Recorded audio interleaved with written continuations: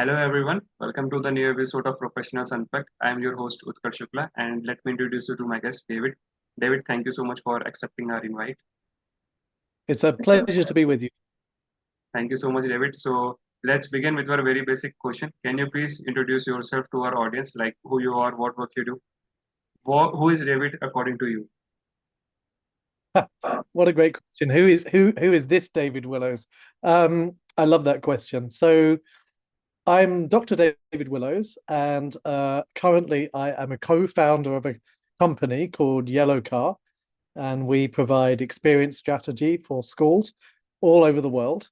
But like many of us, I guess we weren't born to be what necessarily the thing that we're doing now. So I've actually had an interesting career that began actually many years ago when I was in Oxford and I was working as a priest in the Church of England. So my journey from being a priest to being a co-founder and entrepreneur of an experience strategy firm has actually been quite an interesting one. And I guess that journey has taken me on some twists and turns as I've tried to answer that question, like, who is David Willows? And I guess in a way that we could take up a lot of time just exploring who am I? That's really great, David. So starting from a priest, so can you just elaborate your life before priest, like how you get up to that position of being a priest in a church, and then we can dissect more into the next part. So we can Yeah. begin with the first part first. So I was brought up in a religious family. My parents were my father was actually a Pentecostal minister, and so I was brought up with in a family that was we went to church every Sunday, and in some ways I appreciated many aspects of the way I was being brought up as a child. Um, and I actually had the good fortune of going to university quite early. So I started university when I was just 16 years old, and I went and read theology and philosophy when I was 16. And I graduated at 19, and I had this kind of really strong sense that that's what I wanted to do. I wanted to move away from the particular evangelical tradition that my family had brought me up in, and I wanted to explore what it meant to be a priest in the Church of England. And so I moved down from my undergraduate studies, which up in Durham in the north of England, and I came to Oxford, and I ended up training for the priesthood there. And it was one of those periods of my life where it was very esoteric. I loved the theology, the philosophy. I ended up doing a PhD in philosophy and working at the University Church of St. Mary the Virgin. As I say, I looked a lot younger in those days. That's really great. So I have one question regarding the same. As a priest, you must have gone through a lot of people. Means people must have come to you, talk about their problems to you, right? So how you cope up yourself, like hearing all those voices around you, how you were able to motivate yourself to keep that work, or what was that one thing that keeps you going? It's a great question. Um, I think that when you're around people, after I was in the university, I actually went and worked in psychiatric care, and I did that because I was actually really afraid of mental illness, partly because I'd not really experienced being around people with chronic mental illness, with afflictions like schizophrenia. And I'd seen people with schizophrenia on the television, and I was very nervous about what happens if I meet someone with schizophrenia and how would I react. And I actually decided that I'm going to leave an academic setting and work in a hospital setting because I wanted to be around people that were experiencing different kinds of mental health and ill health. And of course, I was listening to people, as you say, all day, every day. It was quite extraordinary. Actually, I remember meeting on my first day someone who came up to me and said, "Hello, my name's Michael. I have schizophrenia, but don't worry, I'm not going to kill you." A few days later, I met someone who introduced themselves to me as Jesus. And then a few days after that, I met someone who said that they were a vampire and they would like to demonstrate their blood-sucking technique on me, and I politely declined. But of course, what I was doing was listening to people and having to find ways of, in a sense, managing my own emotions as I tried to be caring as a pastoral carer, as a counselor, and also thinking about how do I manage myself in relation to being around others. Because as I often would say, if you are around 5 or 6 people who all want to end their life, actually that can have a really negative effect on you at the end of that day. And you have to manage those emotions and learn how to, in a sense, flush them out of your system, and think about, where it comes back to the question, who is David Willows, and how do I manage myself and care for myself in that environment. That's really great. So, how you decided to move forward for a new career path, being founding that company, educating children firstly, right, on the first or second grade. So, how you know that this is the time you need to change your career, right, from priest to being a teacher or more towards a professor, and now co-founder. So, just some more enlightenment on the same. It was very long. It was kind of a long journey, and I think one of the things that I've learned over the years is that um, if we knew at the beginning of our career the direction that our career would go on, some of us might leap on that bus and think, take me there. And others might say, you know what, that's quite a long and winding road. And it sometimes means that we take steps to the left or the right, and we're not always as convinced or sure. And I think for me, sometimes as I left the Church of England, because I was feeling that some of the environment, I was not in a place that was good for me. I was finding myself in a place that I felt I needed to move on. And then discovered I fell into education, and I decided that I was just going to teach to a substitute class for 2 days, and ended up staying in that school for 3 years, and then ended up in another school where I was a director of advancement for 17 years. And that's where I really found, if you like, my professional home. I began to realize that what I loved to do was tell stories. I loved it as a priest, but now I love it as a marketing person, a communicator, really to be able to capture and understand and celebrate the stories of learning around the school. And so for 17 years, I was working in a school in Brussels, and I was responsible for communications, marketing, admissions in the school. And then at a certain point, I always, actually, my children went to that school and enjoyed a really good education there. And as they graduated, it kind of raised the question about, what do I want to do? What's the next chapter for me? And at that point, a colleague of mine and we decided that we were going to make the leap together and found our own company. And we actually decided on the way to a conference, and on the way back from the conference, we'd already decided we were going to resign, and we'd come up with the name Yellow Car. And that was 2 years ago now. And so the last 2 years we've been learning again, but now we're learning how to be entrepreneurs. That's really great. So before coming to yellow cards, I just have one more question from your priest life. So what is your biggest takeaway from that part of your journey? I mean, if there are few points or few things that you like to keep, that you still follow from that path of your life till today, then what it will be? So I'll be very honest with you. People will often say to me things like, so do you still believe in God, or do you still go to church? And on the answer of, do I still go to church? I don't. Um, and I think even to the question of, do I believe in God? I think my belief in God has changed and evolved over the years.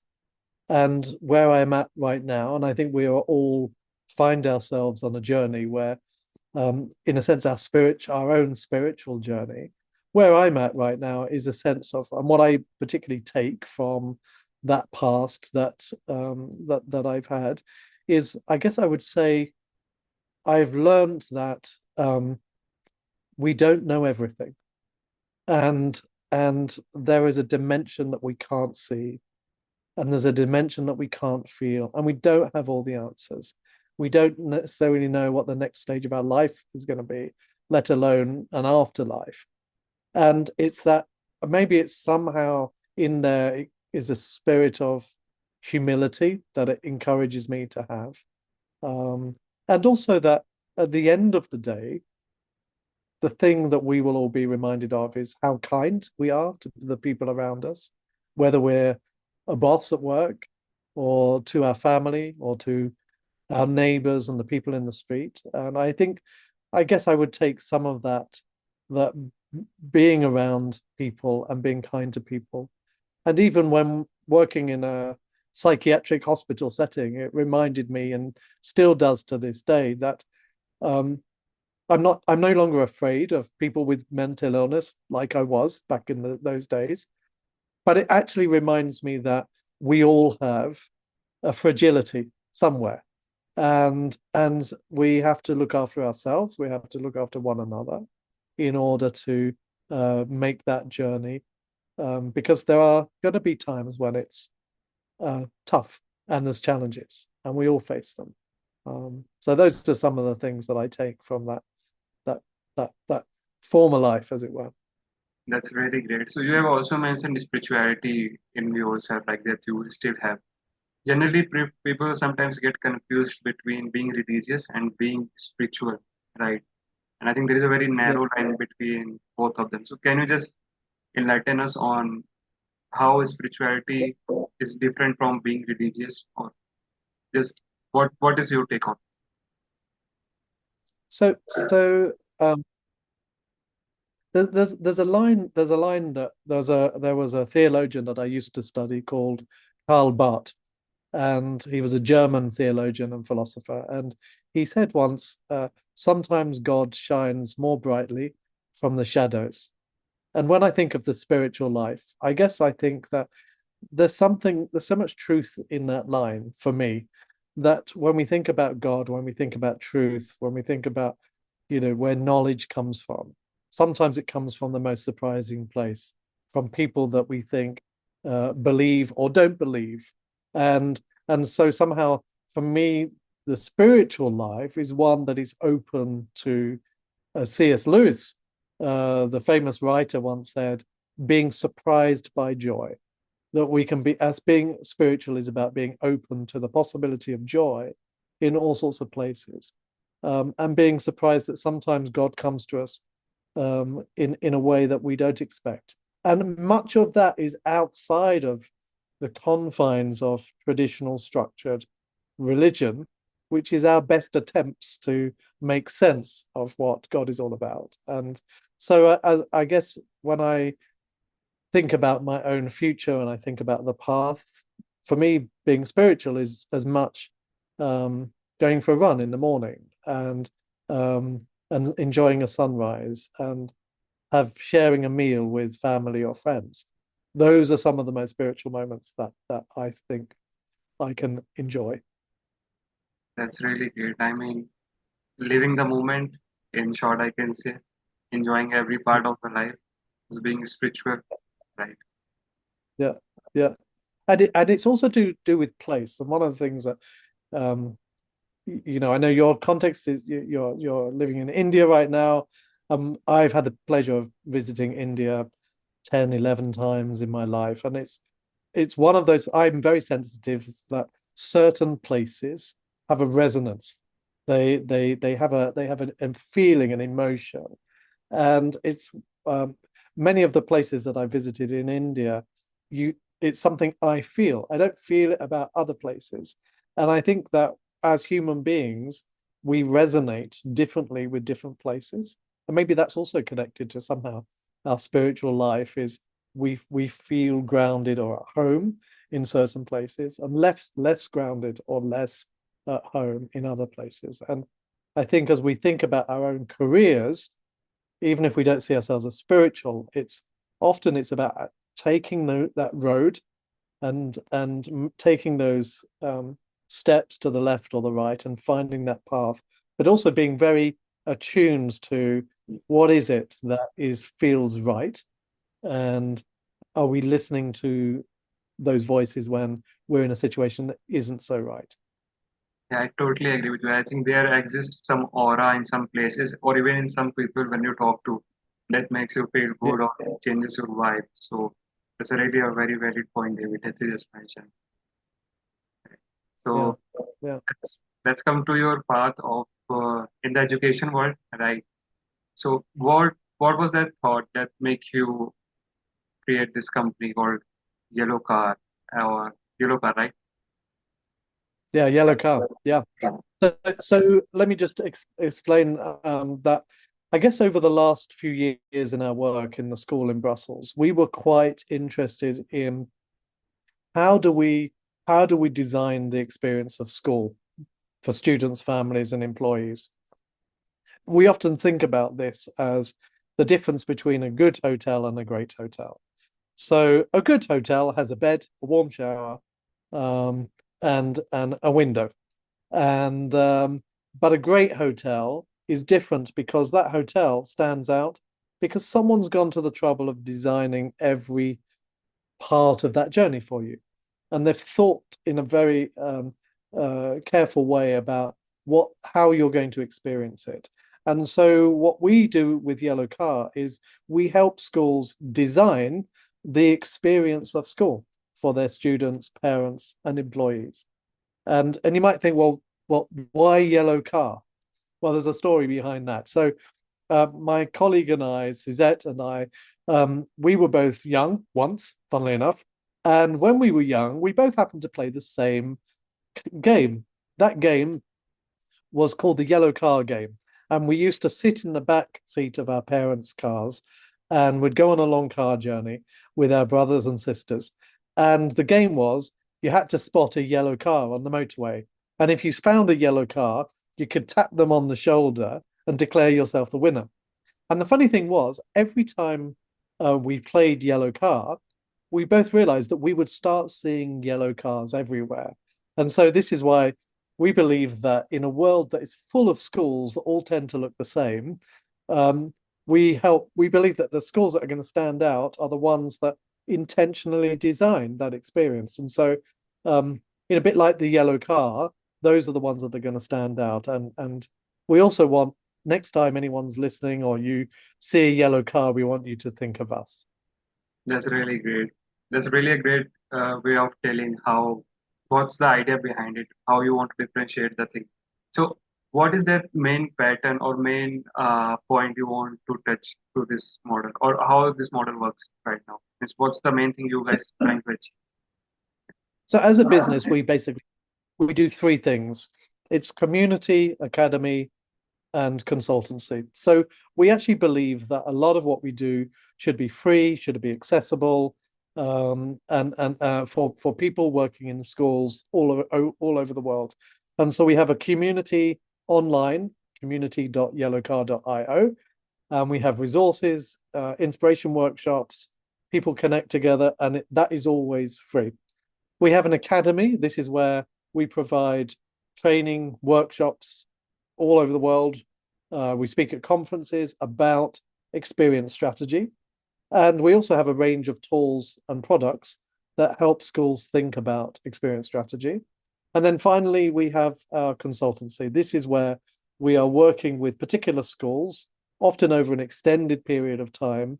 And we have consultancy contracts. And so essentially what we're doing here is trying to say, how do we bring the world of experience strategy to the world of education and make a difference? And I think we are the only experience strategy firm that is dedicated for schools. And so we found a niche. And so far, this means that we are working in schools all the way from Australia through to India, the Far East, into Middle East, Europe, and Americas. So over the last 2 years, one of the things that's been really exciting is to see the way in which schools have begun to realize that you can't just do traditional digital marketing, for example, and hope that your school's going to stand out. Because at the end of the day, it goes back to what are you doing to create an experience for the current students, families, and employees that are going to make them want to talk about your school. So in a way, we're going back to traditional word of mouth marketing, but in a much more intentional way, and thinking about how do we create moments that are going to spark wonder, joy, surprise. That means the people in your school are not going to want to stop talking about it. That's really great. I mean, you have covered all the regions. So just one question on the same. Like there is a huge difference, I think, between the Western education system and Eastern part of the world. There's a separate education system, right? So how you maintain that harmony between both these worlds? Or did you find any major difference between both these things? Yeah, it's a great question. So the reality is that most of our clients, most of the people we work with are private international schools or private independent schools, let's say in the UK or North America. So there are 14,000 international schools around the world, and um, they're currently educating around 6 million students um, in many countries. There are many international schools in some of the big cities across India, for example. Now, one of the things that we notice is that the ways in which schools, the context in which the school exists, is different in different parts of the world. And yet, what our job is to do is to find, despite the difference in context, every student, every family, and every employee is still on a journey. You can imagine that hero's journey. Well, the family is on the hero's journey, and there are things that are going to make that journey easier and also things that are going to make it more filled with friction and frustration and so what we're doing is trying to think how do we make that journey as smooth as possible. And then we've recently launched a tool called the Felt Experience Indicator, which is about measuring that experience. So how do we actually measure what students, families, and employees are feeling in ways that can really identify what that experience is? And the tool measures levels of things like happiness, connection, belonging, understanding. And it's really helping schools understand, well, what is that experience and what are people actually feeling when they come to the school? It's really great. I mean, you are trying to cover each and every aspect from person's point of view to their parents' point of view. So that's how I think a school should be. That's a really pretty good point that you are trying to cover. So thank you so much for sharing your insights on the same with us. And I have more questions on the same, but I think we are out of time. So we can cover this in the next part of the interview where we can deep dive more into yellow car and know more about your, right? Absolutely. Would love to come back. That's great. Thank you so much, David, for sharing your knowledge and sharing your life with us. It was really a great experience for me, as well as I think for everyone who is going to hear this from you. Like it's it's never it's never the same path that you need to follow in your life. I think that's what I have taken away from you. You can change your path. You can discover more of yourself. And I've also learned the easiest definition of spirituality that I will carry forward with me. So thank you so much Yeah. for your insight. Well, it's been a pleasure.